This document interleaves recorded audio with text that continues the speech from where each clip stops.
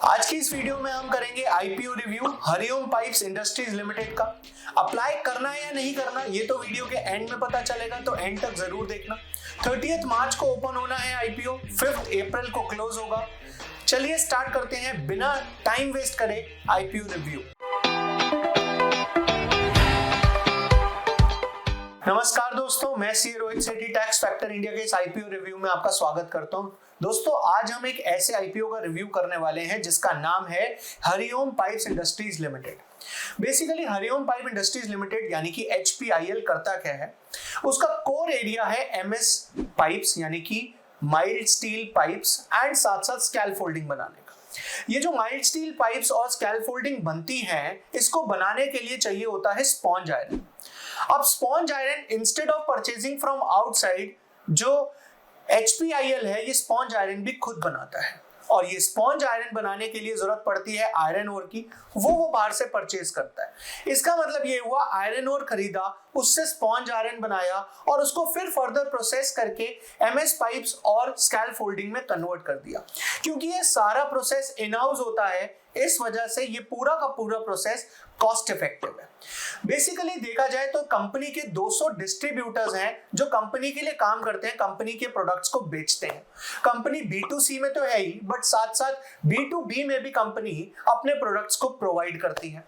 Company basically southern और western India में based है और वहां पर इसका ब्रांड नेम बहुत चलता है पाइप्स के लिए, जिसका नाम है हरिओम पाइप्स। बेसिकली जो कंपनी है ना, वो बहुत ही different type of MS pipes and scaffolding बनाती है, जो डायरेक्टली और इनडायरेक्टली हर कस्टमर की रिक्वायरमेंट को फुलफिल कर देती है, जो कि काफी सारे सेक्टर से बिलोंग करता है, जिसमें ऑटोमोटिव है, हाउसिंग है, इंफ्रास्ट्रक्चर है, पावर है, सीमेंट है, सोलर पावर है। ये सब के सब यूज हो सकते हैं जो कंपनी पाइप्स एंड स्कैलफोल्डिंग बनाती है। तो ये तो बात हो गई बेसिकली कंपनी का जो कोर एरिया, कंपनी जिस कोर एरिया में काम करती है वो क्या है।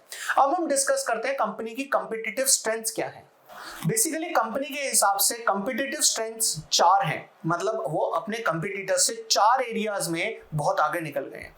जिसमें से सबसे पहला है स्ट्रैटेजिक लोकेशन, यानी कि कंपनी ने जिस लोकेशंस पर अपनी मैन्युफैक्चरिंग यूनिट बनाई है वो बड़ी स्ट्रैटेजिकली सोचकर बनाई है।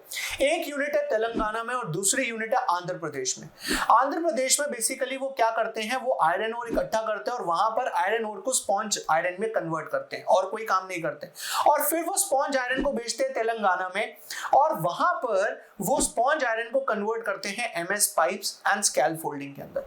तो बेसिकली कंपनी को ऐसा लगता है और कंपनी की ये स्ट्रेंथ है कि जो 2 मैन्युफैक्चरिंग यूनिट्स हैं, इससे उनकी जो कॉस्ट है वो बहुत कम हो जाती है। तो ये दूसरा कॉम्पिटिटिव स्ट्रेंथ है कि कॉस्ट इफेक्टिव रहता है कंपनी का ये प्रोसेस, जिससे उनके प्रोडक्ट्स की कॉस्ट जो प्राइसिंग है वो बहुत कम आती है।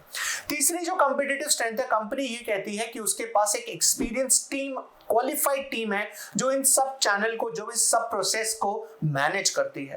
एंड चौथी जो सबसे इंपॉर्टेंट है वो है एनवायरनमेंट फ्रेंडली प्रोसेस। कंपनी के जितने भी प्रोसेस हैं वो एनवायरनमेंट को हार्म नहीं पहुंचाते, ऐसा कंपनी कहती है। तो इस बात पे भी ध्यान देना है कि कंपनी क्या जो प्रोसेसेस हैं वो एनवायरनमेंट फ्रेंडली है। ये तो बात हो गई कॉम्पिटिटिव स्ट्रेंथ के बारे में, लेकिन इससे जरूरी है हमें ये देखना कि कंपनी जिस PE रेशो यानी कि प्राइस अर्निंग रेशो पर शेयर्स को इशू कर रही है, उसको अगर हम कंपेयर करें उसके पीयर्स से तो क्या निकलता है रिजल्ट। दोस्तों अब हम कंपेयर करते हैं कंपनी के PE रेशो को उसके लिस्टेड पीयर्स के PE रेशो से। पीयर्स मतलब जो उसके कंपटीटर्स हैं। अगर हम कंपनी के इशू प्राइस के हिसाब से कंपनी की PE रेशो निकाले तो वो आती है 15.15, और अगर हम पीयर्स की बात करें तो सबसे पहला पीयर है APL अपोलो, जिसकी PE रेशो है 98.58, दूसरा रामा स्टील ट्यूब्स 59.29, तीसरा JTL इंफ्रा 31.94 और चौथा हाईटेक पाइप्स 23.78। इसका मतलब जो कंपनी की PE रेशो है वो अपने लिस्टेड पीयर्स की PE रेशो से सबसे कम है। इसका मतलब कंपनी का जो इशू है वो फेयरली प्राइस्ड है, ये तो यहां से निकल के आता है। लेकिन क्या PE रेशो पे डिसीजन ले सकते हैं? नहीं, कंपनी के फाइनेंशियल्स देखना भी तो जरूरी है। तो चलिए फोकस करते हैं कंपनी के फाइनेंशियल्स पे। अगर हम बात करें फाइनेंशियल्स के बारे में तो हम कंपेयर करेंगे 3 ईयर्स को, 19, 20, 21, यानी कि 31 मार्च 19, 31 मार्च 20 और 31 मार्च 21। 31 मार्च 19 में टोटल एसेट्स 103 करोड़ की थी, जो कि बढ़कर 20 में 139 करोड़ हो गई और बढ़कर 21 में 173 करोड़ हो गई।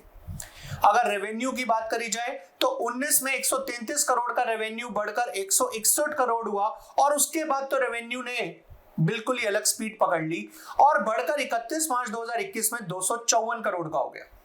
प्रॉफिट आफ्टर टैक्स की बात करी जाए तो 19 में प्रॉफिट 8 करोड़ का था, 20 में भी प्रॉफिट 8 करोड़ के लगभग ही था, लेकिन 21 में प्रॉफिट हो गया 15 करोड़ का।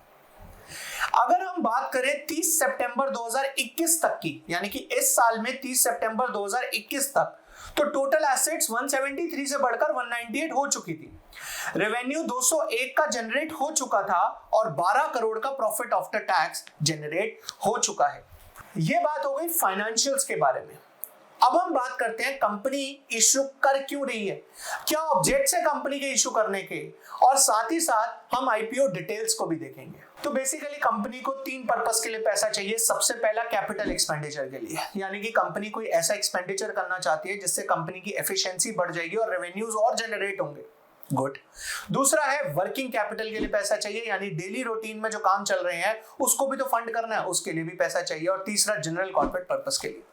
आईपीओ डिटेल्स की बात करें तो आईपीओ ओपन हो चुका है 30 मार्च को, लेकिन क्लोज होगा 5 अप्रैल को, यानी कि अभी आपके पास टाइम है, आप अप्लाई कर सकते हैं। अगर आप अप्लाई करना चाहते हैं तो एक बात आपको ध्यान रहे कि मिनिमम लॉट जो है वो 98 शेयर्स का है, मतलब एक लॉट 98 शेयर्स का, उससे कम आप अप्लाई नहीं कर सकते। आईपीओ का जो इशू प्राइस है वो 144 टू 153 है, यानी कि फेयरली प्राइस्ड है। मिनिमम आपको एक लॉट अप्लाई करना पड़ेगा, मैक्सिमम आपको 13 लॉट अप्लाई कर सकते हो, इससे ज्यादा आप अप्लाई नहीं कर सकते। तो फिलहाल हमने बात कर ली कि कंपनी करती क्या है, कंपनी की स्ट्रेंथ्स क्या है, कंपनी की अपने कंपटीटर्स के साथ क्या पीयर्स मैच करते हैं, यानी कि क्या पी रेशो कंपेयर करके हमने देख लिया। हमने ये भी देख लिया कंपनी के फाइनेंशियल्स क्या बोलते हैं, हमने आईपीओ डिटेल्स भी देख ली, कंपनी क्या ऑब्जेक्ट्स के लिए इशू कर रही है ये भी देख लिया। बट कंक्लूजन क्या है, अप्लाई करें या ना करें ये देखना है। देखिए, इससे पहले मैं आपको कंक्लूजन बताऊं, मैं आपको ये बताना चाहूंगा कि ये कंपनी सबसे पहले कुछ इनिशियल डेज में टी ग्रुप ऑफ शेयर्स में लिस्ट होगी। अब टी ग्रुप ऑफ शेयर्स क्या होते हैं? T group of shares basically वो होते हैं जिसमें इंट्राडे ट्रेडिंग अलाउड नहीं होती, यानी कि अगर आपने आज खरीदा है तो आप इसे आज नहीं बेच सकते, आप इसे कल बेच सकते हो। तो इसके अंदर जो स्पेक्युलेटिव मूव्स होते हैं ना, वो आप नहीं ले सकते। तो इन शॉर्ट बात ये हो गई कि इंट्राडे अलाउड नहीं है।